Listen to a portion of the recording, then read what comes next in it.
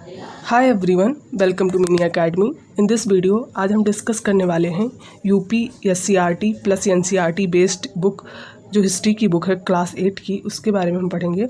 उसमें जो modern history है उससे रिलेटेड हम क्वेश्चंस करेंगे, उसको पढ़ेंगे डिटेल में। मैं क्विकली आपके लिए कवर करूँगी क्योंकि इससे रिलेटेड क्वेश्चन सुपर टेट में बनेंगे, तो आपको डिटेल में पढ़ना बहुत ज़रूरी हो जाएगा थोड़ा सा। तो मैं पीडीएफ अवेलेबल करवा दूंगी, आप अगर बहुत अच्छे से और डिटेल में पढ़ेंगे तो पढ़ सकते हैं पीडीएफ। अदरवाइज़ मैं आपको बहुत अच्छे से और क्विकली कवर कराऊंगी, आपका टाइम ज़्यादा नहीं लूँगी, और इससे जुड़े हम क्वेश्चंस भी करेंगे ताकि आप जल्दी से क्वेश्चंस भी कर पाएँ। तो बुक की पीडीएफ को मैं पढ़ाऊँगी, और अगर आप कोई वीडियो पसंद आता है तो चैनल को लाइक सब्सक्राइब कर दीजिएगा, और ये पीडीएफ आपको मिनी अकेडमी के टेलीग्राम चैनल पर मिल जाएगा। तो चलो इसकी शुरुआत करते हैं। ये है क्लास 8 की हिस्ट्री की बुक का पहला टॉपिक, भारत में यूरोपीय कंपनियों का आगमन। जो यूपी एससीईआरटी बुक है उसका ये टॉपिक है, जो एनसीईआरटी और एससीईआरटी बेस्ड है। और जो मॉडर्न हिस्ट्री की शुरुआत होती है वो यहीं से स्टार्ट होती है, यूरोपीय कंपनियों का आगमन से लेकर उसके बाद जो होता है। यूपी सुपर टेट में जो पूछा जाएगा वो मॉडर्न हिस्ट्री पूछा जाएगा, तो ये सब आपको पढ़ना होगा। तो हम यहाँ से पढ़ेंगे और क्वेश्चंस भी करेंगे, तो ये आपको बहुत हेल्प करेगा। तो इसकी शुरुआत करते हैं। भारत में यूरोपीय कंपनियों का आगमन। 16वीं शताब्दी में भारत में व्यापार करने के लिए कंपनियां आना शुरू करती हैं। जब व्यापार बाधित हो जाता है स्थल मार्ग से, तो समुद्री रास्ते की खोज करने की ज़रूरत पड़ती है। तो इसमें सबसे पहले जो यूरोपीय कंपनी आती है वो पुर्तगाली कंपनी आती है, फिर डच आते हैं, फिर ब्रिटिश आते हैं, फिर डेनिश, फ्रांसीसी और स्वीडिश, ऐसे कई सारी यूरोपीय कंपनियां आती हैं। लेकिन जो मुख्यतः रुक पाती हैं इंडिया में कुछ दिनों के लिए, वो पुर्तगाली, फ्रांसीसी और ब्रिटिश रहते हैं।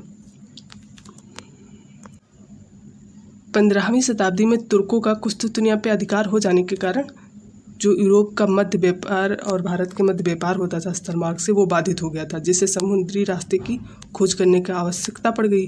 फिर 1498 में पुर्तगाली यात्री वास्को डी गामा समुद्री मार्ग से भारत आते हैं। तो जो समुद्री मार्ग का नाम रहता है वो रहता है केप ऑफ गुड होप के रास्ते भारत आते हैं, और वो कालीकट बंदरगाह पे पहुंचते हैं। इसके पहले भी कुछ साल पहले 1494 में स्पेन से निकलते हैं कोलंबस, जो अमेरिका की खोज करते हैं, वो भारत के लिए निकलते हैं, लेकिन वो अमेरिका पहुंच जाते हैं। तो ये आपको ध्यान रखना है कि 1498 में वास्को डी गामा समुद्री रास्ते से भारत आते हैं। फिर वो दोबारा भी आते हैं, 1500 के आसपास आते हैं और 1502 तक भारत में रहते हैं। फिर पुर्तगाली अपने साथ सोना चांदी ये सब लाते थे, मसाला, सूती कपड़े ये सब ले जाते थे। तो मसाला ज़्यादा इम्पोर्टेंट था क्योंकि वो लोग मांस को सुरक्षित रखने के लिए मसालों की बहुत ज़रूरत पड़ती थी, इसीलिए उन्हें मसालों की खोज के लिए भारत आना पड़ा। फिर आगे हैं, वास्को डी गामा द्वारा भारत में ले जाया गया मसाला यूरोप में लगभग 60 गुना अधिक दाम पर बिकता था। तो जो पूरा खर्चा को निकाल कर जो बचता था वो 60 गुना ज़्यादा पैसा बचता था। तो इसीलिए और भी कंपनियां बहुत आकर्षित हुई भारत की तरफ व्यापार करने के लिए। 1503 में पुर्तगालियों ने अपनी पहली कंपनी कोचीन में स्थापित की। कोचीन नहीं, कोचीन है, पूरा मिला होना चाहिए था, कोचीन। ये यहाँ पर ये कोचीन दोनों साथ में, जो केरला में है, वहाँ पे स्थापित करी अपनी पहली कंपनी। फिर आगे है 1505 में फ्रांसिस्को डी अल्मोड़ा प्रथम पुर्तगाली जो वायसराय बनकर भारत आते हैं। वो पहले जब वायसराय पूछा जाएगा आपको 1505 में, तो फ्रांसिस्को डी अल्मोड़ा रहते हैं। फिर उसके बाद दूसरे जो वायसराय बनते हैं वो अल्फांसो डी अल्बुकर बनते हैं, जिन्हें वास्तविक संस्थापक माना जाता है पुर्तगाली शक्तियों का। उन्होंने 1510 में बीजापुर के यूसुफ आदिल शाह सुल्तान से गोवा जीत लिया, और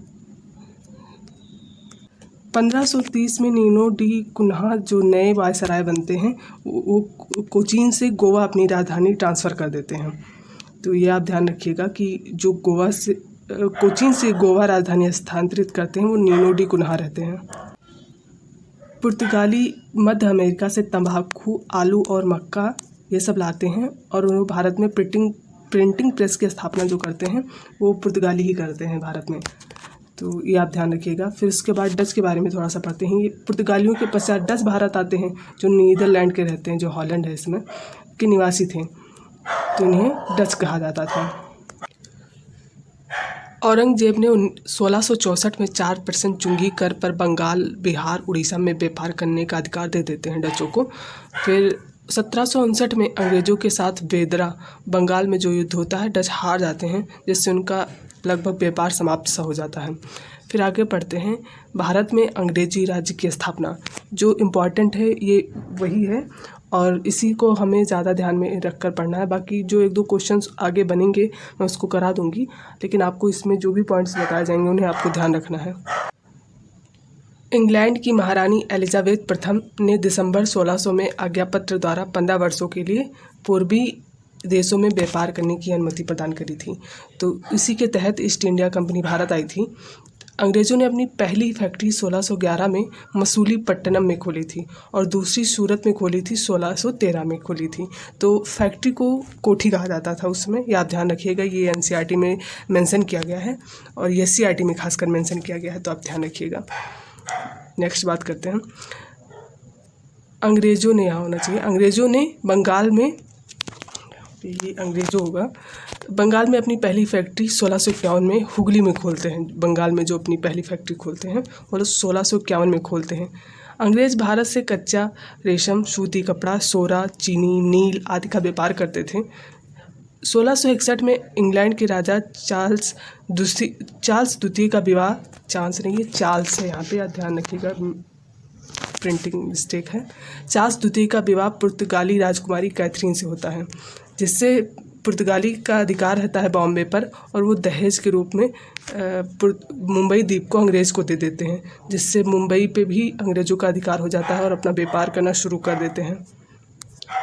कोलकाता की स्थापना जॉर्ज चरनॉफ करते हैं, ये आप ध्यान रखिएगा, पूछ सकता है एग्ज़ाम में। तो ये एससीईआरटी में मेंशन किया गया है और उन्होंने ही कलकत्ता की स्थापना करी थी और सूतानाती में फैक्ट्री खोली थी, तो आप ध्यान रखिएगा इसे। अब इम्पॉर्टेंट क्वेश्चंस कुछ कर लेते हैं। पहला क्वेश्चन है, पुर्तगालियों ने अपनी पहली फैक्ट्री की स्थापना कहाँ की थी? ऑप्शंस हैं कोलकाता, कन्नूर, कोचीन या इनमें से कोई नहीं। तो ये ऑप्शंस छुप रहे हैं, ये थोड़ा सा आप ध्यान रखिएगा। तो इसमें कौन सा होगा, कोलकाता, कन्नूर, कोचीन या कोई नहीं? तो आप सब जानते हैं कि कोचीन में स्थापना करी थी, तो ये सही आंसर होगा। नेक्स्ट क्वेश्चन देखते हैं, पुर्तगालियों ने अपनी राजधानी गोवा कब बनाई? 1528 में, 1530 में, 1515 में या 1508 में? तो इसका सही आंसर है 1530 में बनाई थी। नेक्स्ट क्वेश्चन लेते हैं, पुर्तगाली भारत में कब तक रहे? ये काफ़ी इंपॉर्टेंट क्वेश्चन है, तो आप बताइए इसका सही आंसर क्या होगा। ऑप्शंस हैं A 1958, B 1960, C 1965, D none of these. कौन सा आंसर सही होगा? तो ये लगभग 1960 1961 के आसपास माना जाता है। गोवा में रहते हैं, गोवा को पुर्तगालियों से 1960 या 61 के आसपास कराया जाता है, मुक्त कराया जाता है। तो आप ये ध्यान रखिएगा कि पुर्तगाली सबसे पहले आते हैं और सबसे बाद में जाते हैं। अंग्रेज़ों ने अपनी पहली फैक्ट्री कहाँ खोली? तो option A Surat, B Kochi, C Masulipatnam, D Kannur. तो इसका सही आंसर होगा मसूलीपट्टनम। बहुत सारे लोगों को लगता है कि सूरत में खोली, लेकिन वो एक अस्थाई नहीं थी, अस्थाई कंपनी थी। शुरुआत में सबसे पहले जो खोली गई थी वो मसूलीपट्टनम में खोली गई थी। एक अस्थाई जब बात करा जाएगा तो सूरत ही रहता है। अंग्रेज़ों ने अपना अस्थाई, यहाँ पे प्रिंटिंग मिस्टेक हो गया, फिर से अस्थाई होगा, अस्थाई नहीं, अस्थाई कारखाना कहाँ स्थापित किया? तो ऑप्शन है मसूलीपट्टनम, बंगाल, सूरत, नन ऑफ दीज। तो ऑप्शन सी ही सही होगा, सूरत में स्थापना करते हैं। नेक्स्ट क्वेश्चन हो, भारत में प्रिंटिंग प्रेस का आरंभ किसने किया था? तो ये आप सब जानते हैं, ये इम्पॉर्टेंट है, पूछा भी जाता है। ए डचों ने किया था, बी पुर्तगालियों ने, सी ब्रिटिश ने, डी फ्रांसीसी ने। तो इसका सही आंसर है बी, पुर्तगालीज करते हैं प्रिंटिंग प्रेस की स्थापना भारत में। तो आप ध्यान रखिएगा। सातवां है, किस मुगल शासक के शासनकाल में कैप्टन हॉकिंग इंग्लैंड के राजा जेम्स प्रथम के दूत के रूप में भारत आते हैं? तो ऑप्शन ए है औरंगजेब, बी शाहजहां, सी अकबर, डी जहांगीर। तो इसका सही आंसर है डी, जहांगीर के शासनकाल में कैप्टन हॉकिंग भारत आते हैं और उन्हीं से व्यापार की अनुमति लेते हैं। नेक्स्ट क्वेश्चन है, कोलकाता की स्थापना किसने की थी? तो ये काफ़ी इजी सा है, बता सकते हैं आप, अभी हमने पढ़ा है ऊपर। इसका सही आंसर है जॉब चेनाउग ने करी थी। ये कुछ इंपॉर्टेंट क्वेश्चन थे जो हमने इस टॉपिक में करे हैं। होप करते हैं ये वीडियो आपको अच्छा लगा होगा। कुछ प्रिंटिंग मिस्टेक थी, मैं उसको अगली वीडियो से सही रखूँगी। और अगर वीडियो पसंद आता है तो चैनल को लाइक सब्सक्राइब कर दीजिएगा। मैं नेक्स्ट टॉपिक 2-3 दिन में करूँगी, तो आप वीकली 2 से 3 वीडियो आपको मिलेंगी। आप प्रैक्टिस कर सकते हैं, एग्ज़ाम कभी भी अनाउंस हो सकता है, नोटिफिकेशन कभी भी आ सकता है। तो आप चैनल को लाइक सब्सक्राइब कर दीजिएगा, इससे हमें काफ़ी हेल्प मिलेगी और हम आपके लिए और अच्छे से क्वेश्चन और प्रैक्टिस बना पाएंगे एग्ज़ाम के पॉइंट ऑफ व्यू से। तो आप इसे मिनी एकेडमी के चैनल को लाइक सब्सक्राइब और टेलीग्राम को ज़रूर ज्वाइन कर लीजिए। Thank you so much.